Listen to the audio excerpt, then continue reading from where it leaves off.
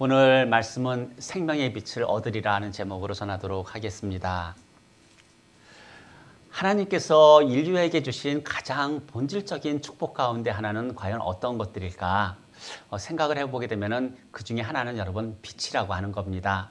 하나님은 모든 인류를 위해서 빛을 주셨죠. 또한 하나님은 해를 만드시고 달을 만드시고 별을 만드시면서 계속해서 인류에게 빛을 비추셨습니다. 하나님께서 해를 만드시고 여러분 지금까지 해가 안 뜬 날이 혹시 있었습니까? 없었죠. 네, 하나님은 매일매일 밤과 낮으로 우리에게 그 빛을 비춰 오셨습니다. 그래서 빛이라고 하는 것이 우리에게는 가장 본질적인 복 가운데 하나가 되는 겁니다. 그런데 이 빛이 가진 특징을 보게 되면은 일단 빛이 비치게 되면은 모든 어둠들은 다 물러가게 됩니다. 하나님께서 태초에 빛이 있으라 말씀하셨을 때 모든 어둠과 흑암이 다 물러갔던 것처럼 빛이 비치는 동시에 모든 어둠들은 다 물러갈 수밖에 없습니다. 또한 그런 빛이 비추었을 때 그 어둠 가운데 있던 모든 것들은 다 드러나지 않을 수도 없는 겁니다. 결국 어둠 속에 있던 것이 빛이 비추게 되면 다 드러나게 되는 거죠. 그런데 여러분 사람들에게는 놀라운 능력이 있어요. 마치 초능력 같은 게 있어요. 뭐냐면 하나님께서 빛을 비추는데도 그 마음이 여러분 다 드러나지 않는다라고 하는 겁니다. 우리는 주님의 빛이 내 마음을 비출 때 우리 스스로 견고한 진 같은 것들을 이렇게 만들어서 주님의 빛이 내 안에 들어오지 못하도록 그런 막는 모습들이 있습니다. 주님이 여러분 나에게 빛을 비추면은 많은 사람들은 그렇게 이야기합니다. 주님, 하나님 더 이상 여기까지만 비추십시오. 그렇게 이야기하고 더 이상 받아들이지 않습니다. 여러분 사람들은 왜 빛을 거부하는 것일까요? 날마다 빛 가운데 살아가고 있으면서 왜 빛을 거부하고 있는 것일까? 여러분 빛이 비추게 되면은 내 안에 있는 모든 연약함, 내 안에 있는 모든 부끄러움 이러한 것들이 드러날까 봐 사람들은 그 빛을 거부하는 것일까요? 근데 사실은 여러분 그렇지 않습니다. 사람들이 주님이 비추시는 그 참빛을 거부하는 이유는 뭐냐면은 그 빛이 무엇인지 모르기 때문이에요. 예수님이 또한 누구신지 모르기 때문에 그 빛을 여러분 거부하는 것이라고 하는 것이죠. 이런 많은 사람들, 특별히 하나님의 그 참빛을 거부하는 사람들을 주님이 볼 때 우리 주님은 참 많이 슬퍼하셨을 거예요. 참 많이 긍휼히 여기셨을 겁니다. 그렇기 때문에 요한복음에서 사도 요한은 어떻게 이야기하냐면은 하나님께서 세상을 이처럼 사랑하셔서 독생자 예수 그리스도를 보내셨다 그렇게 말씀하고 있습니다. 인간의 언어로는 하나님께서 얼마나 슬퍼하셨고 얼마나 불쌍히 여기셨고 또한 얼마나 우리를 사랑하시는지 우리가 가진 언어로서 다 표현할 수가 없었기 때문에 사도 요한은 그저 이처럼 사랑하셨다라고 하는 그러한 한 단어로서 이야기를 하고 있습니다. 그래서 요한복음 1장에서는 어떻게 예수님에 대해서 말씀을 하냐면은 예수 그리스도 안에 생명이 있고 그 생명은 사람들의 빛이다 이렇게 말씀을 하고 있어요. 예수님이 즉 생명이시고 생명이 바로 우리에게 빛이라고 하는 그런 말씀이죠. 그런데 여러분 사람들의 빛이라고 하는 것은 사람들을 위한 빛이라고 하는 그런 의미이거든요. 그러면 누구를 위한 빛일까요? 예수님께서 가지고 계시는 그 생명은 누구를 위한 여러분 생명일까요? 이 땅 가운데 예수님이 누구신지 빛이 무엇인지 모르고 살아가는 사람들을 위한 생명이고 빛일까요? 여러분 그렇지 않습니다. 예수님이 가지고 계시는 그 생명은 예수님의 빛은 뭐냐면은 예수님께 나아오는 자, 예수님을 믿는 자, 예수님을 신뢰하고 살아가는 사람들에게 주시는 생명이고 그들을 위하여 비추는 빛이라고 하는 그런 말씀입니다. 결국 예수님께 나아간 자들이 누리게 되는 것이 바로 예수님이 우리에게 주시는 생명이기 때문에 예수님께 나가지 않은 사람들은 아무도 그 빛에 대해서 그 생명에 대해서 알 수가 없는 겁니다. 결국 뭐냐면 영접하는 자, 그 이름을 믿는 자들만이 누릴 수 있는 것이 바로 예수 그리스도 안에 있는 생명이고 그 빛이라는 것을 말씀을 합니다. 오늘은 예수님께서 자신에 대해서 이렇게 말씀합니다. 나는 세상의 빛이다 이렇게 말씀하고 있어요. 또한 나에게 나아오는 자는 생명의 빛을 얻으리라 이렇게 말씀을 합니다. 마찬가지로 세상의 빛이라고 하는 것은 세상을 위한 빛이라고 하는 그런 말씀입니다. 그렇다면 세상을 위한 빛이라고 말씀하실 때 여기에서 세상에 누구를 위한 빛일까? 이것도 예수님을 모르는 사람, 빛을 모르는 사람이 아니라 예수님께 나온 사람들을 위한 빛이라고 하는 그런 말씀이고, 예수님께 나온 자는 누구든지 생명을 얻으리라 그렇게 말씀하신 것이죠. 결국 이것은 뭐냐면은 저희가 이제 한 2, 3주 후에 살펴보게 되겠지만은 요한복음 9장에 나오는 나면서부터 맹인데 앞을 보지 못하는 그 사람이 예수님의 만지심을 통하여서 눈을 뜨게 되는 것이 바로 예수 그리스도의 생명빛을 얻는다라고 하는 그런 의미입니다. 그러니까 한 번도 경험해 보지 못했고 한 번도 알지 못했던 그 세상을 눈으로 보게 되는 것이 바로 생명의 빛을 얻는 것이라고 하는 그런 말씀입니다. 예수님은 그렇다면 이 생명의 빛을 여러분 어떻게 주셨을까요? 예수님은 우리에게 그 생명과 빛을 어떻게 주셨습니까? 오늘 12절에서는 그렇게 말씀합니다. 예수께서 또 말씀하여 이르시되 나는 세상의 빛이니 나를 따르는 자는 어둠에 다니지 아니하고 생명의 빛을 얻으리라 이렇게 말씀하고 있습니다. 즉 뭐냐면 예수님을 따르는 자라고 표현하고 있어요. 이 따르는 자라고 하는 것은 단순히 예수님이 누구신지 아는 어떤 지식을 이야기하고 있는 것이 아니라 내가 알고 있는 이 지식이 내 실제 삶에서 경험되어지고 우리 지난 시간 이야기했던 것처럼 반응되어지는 그런 삶을 살아가는 사람을 따른다라고 이렇게 표현을 하고 있습니다. 즉 예수님께서 함께 하심으로 말미암아 우리에게 주어지는 것이 생명이고 빛이라고 하는 거예요. 이 말은 반대로 우리가 예수님과 함께 하지 않으면 그 빛은 우리에게 없다라고 하는 그 말씀을 하고 있습니다. 그래서 우리는 그 예수 그리스도께 나아갔고 예수 그리스도를 믿음으로 말미암아서 예수님이 우리와 함께 하시기 때문에 우리에게는 생명이 있고 빛이 있고, 그래서 어둠을 다니더라도 우리는 어떻게 다니냐? 빛 가운데 다니게 된다라고 하는 그런 말씀이에요. 어둠을 지나가도 홀로 지나가지 않는다라고 하는 그 말씀이 생명의 빛을 얻는다라고 하는 그런 의미로서 우리에게 말씀하신 겁니다. 또 예수님은 16절에서 이렇게 말씀하셨습니다. 내가 만일 판단하여도 내 판단이 참되니 이는 내가 혼자 있는 것이 아니요 나를 보내신 이가 나와 함께 계심이라. 여러분, 우리가 예수님과 함께 한다라고 하는 의미는 뭐냐면은 예수님과 함께 하시는 하나님도 우리와 함께 하신다라고 하는 여러분 그런 의미입니다. 그래서 우리가 어둠을 지나가도 혼자 지나가는 것이 아니라 주님과 함께 가기 때문에 우리는 빛 가운데 그 어둠을 지나가게 된다라고 하는 겁니다. 다윗은 오늘 이 요한복음 이 말씀을 어떻게 이야기했냐면은 시편 23편에 이렇게 말씀을 하죠. 여호와는 나의 목자시니 그렇기 때문에 어둠 속을 걸어가도 암흑 속을 걸어가도 내게는 부족함이 없습니다. 다윗은 그렇게 고백했다라고 하는 거예요. 그래서 주님은 날마다 우리의 영혼을 소생시키시고 또한 우리를 의의 길로 인도하시기 때문에 내가 사망의 음침한 골짜기로 지나간다 할지라도 우리는 빛 대신 주님과 함께 지나가서 늘 주님이 나와 함께 하시기 때문에 나는 담대히 그 길을 갈 수 있다. 여러분, 다윗이 그렇게 고백했던 겁니다. 그것이 바로 생명이 있고 빛이 있다라고 하는 그런 증거입니다. 그래서 다윗이 고백했던 것처럼 이제 주님이 그 지팡이와 막대기로 우리를 견고하게 지키시기 때문에 우리는 어떤 길을 가더라도 우리는 해를 두려워하지 않는 것이죠. 또한 어떤 길을 가더라도 주님의 선하심과 인자하심이 늘 우리와 함께 하시기 때문에 우리는 담대히 그 길을 걸어갈 수가 있는 겁니다. 여러분, 그게 바로 하나님의 집에 거하는 사람들의 모습인 거죠. 그렇다면 주님과 함께 항상 길을 걸어갈 때 우리는 그 빛을 통해서 여러분 무엇을 보면서 걸어갈까요?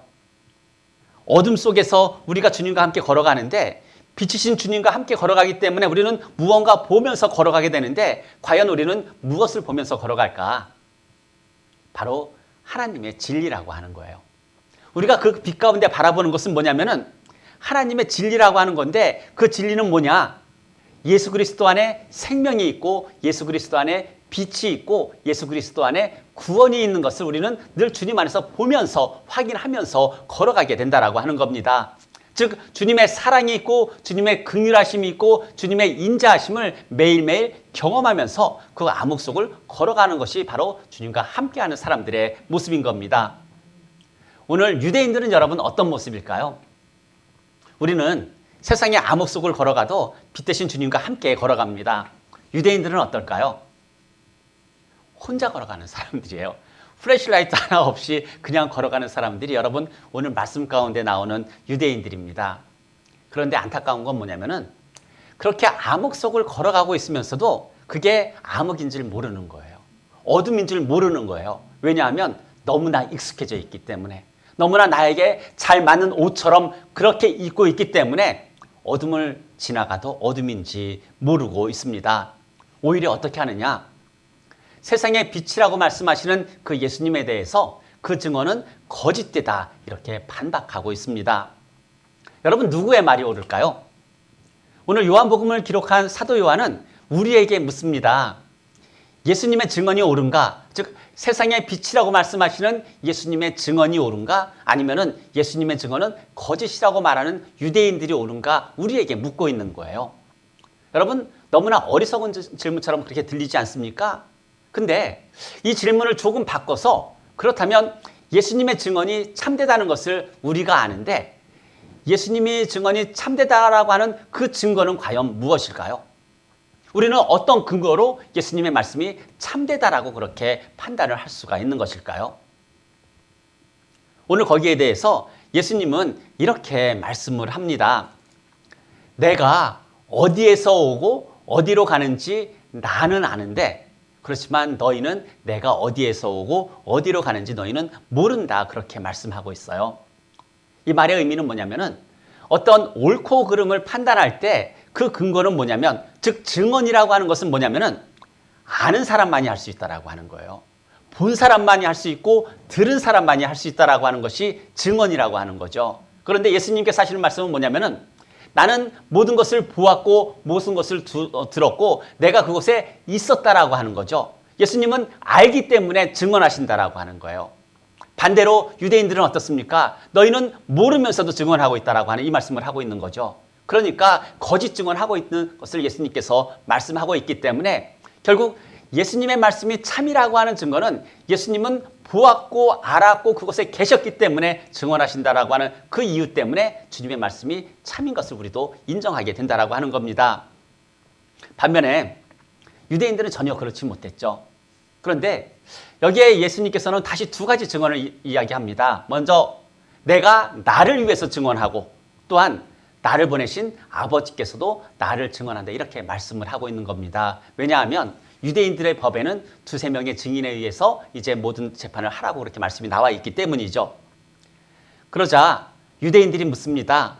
아버지는 어디 있느냐 이렇게 묻습니다. 이 말은 뭐냐면 지금 예수님을 모른다라고 하는 이야기예요. 아버지가 누군지 모른다라고 하는 거죠. 그래서 예수님께서는 이 유대인들에게 그들의 무지함을 다시 지금 말씀을 해요. 어떻게 말씀하시냐면은 19절에서는 너희는 나를 알지 못하기 때문에 내 아버지를 알지 못한다 말씀을 하고 있고 또한 21절에서는 너희는 나를 알지 못하기 때문에 내가 어디로 가는지 너희는 알지 못하고 나를 찾지도 못할 것이다. 그렇게 말씀을 하고 있어요. 그 무지함에 대해서 이야기합니다. 그래서 그 결과 너희들은 어떻게 될 것이냐? 너희의 죄로 말미암아 죽을 것이다. 이렇게 말씀을 하는 거죠. 사랑하는 성도 여러분, 빛이신 예수님을 알고 모르는 것은 단순히 어떤 지식에 대한 이야기가 아니라고 하는 거죠. 예수님께서 이렇게 간절히 증언하시는 것은 그것이 우리에게 삶과 죽음이라고 하는 아주 중대한 가장 중요한 문제이기 때문에 예수님은 계속해서 증언을 그치지 않고 계속해서 하고 계신다라고 하는 거죠. 그런데 깨닫지 못하는 유대인들에게 예수님은 이제는 경고의 말씀을 하십니다. 어떻게 하시냐면은 나는 떠날 것이고 내가 어디로 가는지 너희는 모를 것이고 그렇기 때문에 너희들은 나를 따라올 수가 없을 것이고 그로 말미암아 너희 죄로 인하여서 너희가 죽을 것이다 이렇게 말씀하고 있는 거죠. 유대인들은 자신들은 죽지 않는다고 생각했어요. 메시아가 오시면은 자기들을 다 모아서 우리들이 말하는 천국이라고 하는 그곳에 이 메시아가 자신들을 데리고 가서 그곳에서 정말 그 천국의 삶을 누릴 수 있도록 한다라고 하는 그런 생각을 가지고 있었거든요. 근데 오늘 예수님이 그들에게 너희 죄로 말미암아 죽을 것이다 그렇게 말씀하는데 그래도 여러분 유대인들이 깨닫지 못합니다. 여러분 우리 마음에 있는 그 장벽이 얼마나 견고한지 오늘 유대인들을 통해서도 우리는 보게 됩니다. 근데 여러분, 유대인들이 하나 더 모르는 게 있어요. 뭐냐면 예수님께서 지금 이렇게 유대인들과 논쟁하는 이 시간도 곧 끝날 것이라고 하는 거죠. 이것이 영원하지 않을 것이라고 하는 거죠. 유대인들에게 시간이 얼마 남지 않았다라고 하는 것을 말씀을 하고 있는 겁니다. 그런데 사실 이제 이런 상황에서 유대인들의 귀에, 유대인들의 마음 가운데 더 심각하게 들려야 하는 것은 뭐냐면은 너희는 너희 죄로 말미암아 죽을 것이다라고 하는 이 말씀이 그들의 마음 가운데 심각하게 들려야 하는데, 유대인들은 지금 어디에 생각이 붙잡혀 있냐면은 예수님을 어떻게 잡아서 죽일 수 있을까? 여기에 지금 마음이 갇혀 있는 거예요. 그러니까 잘못된 욕망에 갇혀 있다 보니까 예수님을 예수님으로 지금 바라보지 못하고 있는 모습이 유대인들의 모습입니다.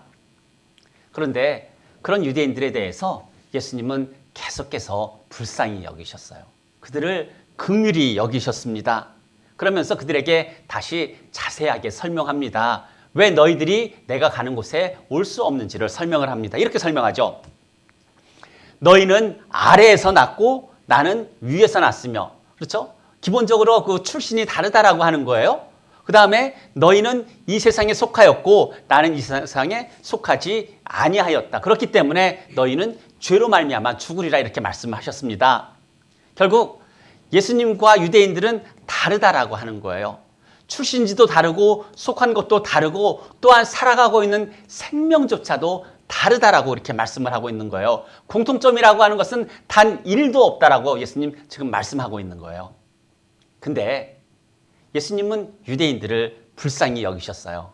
그래서 예수님이 가는 곳에 올 수 있는 그 길을 알려주십니다.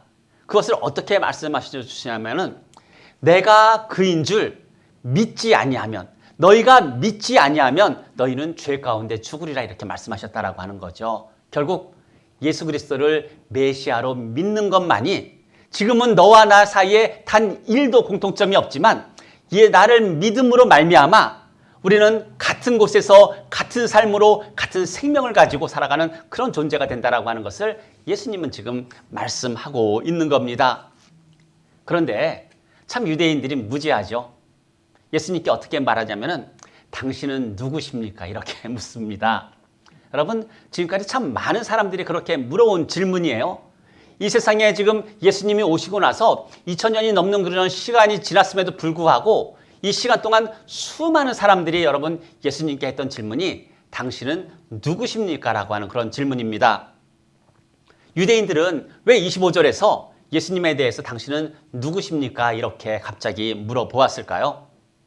예수님이 누구신지 궁금했기 때문일까요? 사실 말씀드린 것처럼 참 많은 사람들이 예수님께 대해서 이 질문을 했는데, 그렇지만 많은 사람들이 여러분 예수님을 믿지 않았습니다. 그래서 예수님께서는 이들에게 어떻게 답을 하시느냐? 처음부터 예수님은 말씀하셨다라고 이야기하고 있어요. 25절 말씀에 보게 되면 나는 처음부터 너희에게 말하여 온 자라고 이렇게 말씀을 하는 겁니다. 이 말은 뭐냐면 예수님께서 육신을 입고 이 땅에 오셨을 때 그때부터 말씀하셨다라고 하는, 증언하셨다라고 하는 그런 의미도 있지만, 하나님께서 빛이 있으라 말씀하셨던 그 태초부터 지금까지 나에 대해서 증언해 왔다라고 하는 그런 의미도 함께 갖고 있습니다. 근데 참 안타까운 것은 지금도 우리 중에 누군가는 계속해서 당신은 누구십니까를 묻고 있다라고 하는 겁니다. 세상의 지식, 그것은 자랑하면서 내가 지금 바라보아야 하는 분이 누군지를 모르고 있는 그런 상황에서 예수님께 묻는 것이죠. 그런데 유대인들이 지금 예수님께 묻고 있는 이건 뭐냐면은 예수님이 정말 누구신지 궁금해가지고 이렇게 물어보는 게 아니라 예수님이 메시아라고 하는 것을 자신들이 인정하지 않기 위해서 지금 묻고 있는 거예요. 지금 자신들 앞에 예수님은 메시아이신 많은 증거들을 보여주셨고 많은 말씀들을 해오셨지 않습니까? 그런데 그것을 보고 있으면서도 그 예수님을 메시아로 인정하지 않으려고 하는 그 마음으로 말미암아서 예수님께 당신은 누구십니까? 이렇게 묻는 게 지금 유대인들의 말이라고 하는 겁니다. 그러니까 긍정적으로 묻는 게 아니라 부정적으로 예수님께 말하고 있다라고 하는 겁니다. 사랑하는 성도 여러분, 예수 그리스도를 믿는 사람들은 예수 그리스도 안에 삽니다. 또한 예수 그리스도를 믿는 사람들은 예수 그리스도 안에서 육신적인 죽음을 갖습니다. 그래서 성경은 뭐라고 이야기하느냐? 예수 그리스도 안에서 죽는 자는 복되다, 여러분. 그렇게 말씀하는 거 아닙니까? 왜냐하면 그 생명이 예수 그리스도와 같은 생명이기 때문입니다. 그런데 오늘 유대인들은 의도적으로 주님을 지금 거부하고 있는 거예요. 복음이 들려오는데도 불구하고 당신은 누구십니까? 이렇게 오히려 반문하면서 예수님을 받아들이지 않는 것, 영접하지 않는 모습들이라고 하는 거죠. 근데 그래도 예수님은 여러분 계속해서 증언을 멈추지 않으십니다. 28절에서 이렇게 말씀합니다. 너희가 인자를 든 후에야 내가 그인 줄 알고 또 내가 스스로 아무것도 하지 아니하고 오직 아버지께서 가르치신 대로 이런 것을 말하는 줄 알리라, 이렇게 말씀하고 있어요. 오늘 말씀을 이렇게 보면서 참 많은 인내의 한계를 느끼게 됩니다. 왜냐하면 예수님은 계속해서 말씀하시는데 유대인들은 계속해서 유대인들을 거부하고 있기 때문에, 예수님을 거부하고 있기 때문이에요.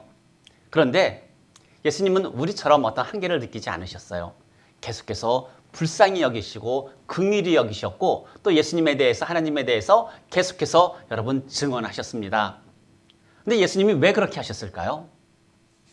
유대인들은 예수님을 메시아로 지금 인정하지 않고 받아들이지 않고 거부하려고 당신은 누구십니까? 이렇게 묻는데, 그런데 왜 예수님은 계속해서 자신에 대해서, 하나님에 대해서 여러분 증언하셨을까요? 이 세상에 예수님에 대해서, 하나님에 대해서 증언할 사람이 아무도 없었기 때문이에요. 오직 예수님만이 하나님을 아는 분이었기 때문에 이 땅 가운데 오셔서 너무나 불쌍하고 너무나 연약하고 그렇게 보이는 사람들 앞에서 계속해서 증언을 하실 수밖에 없었다라고 하는 거죠. 왜냐하면 하나님을 아는 분이 예수님밖에 없었기 때문이에요. 그래서 예수님은 계속해서 그 유대인들에게 복음을 말씀을 하셨던 겁니다. 그렇다면 지금은 여러분 누가 예수 그리스도를 증언할까요? 예수님이 더 이상 육신 가운데, 이 땅 가운데 계시지 않는데, 그렇다면 여러분 누가 예수 그리스도를 증언할 수 있을까?